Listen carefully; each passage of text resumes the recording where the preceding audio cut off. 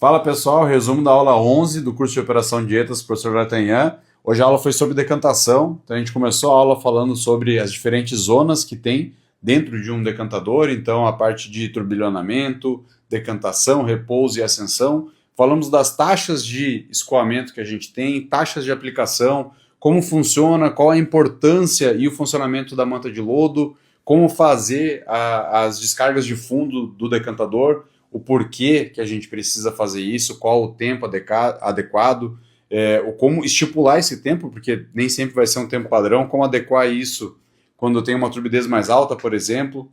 Então, foi muito incrível, foi uma aula com bastante troca de experiências com pessoas que operam ETAs com vazões gigantes, então foi muito legal.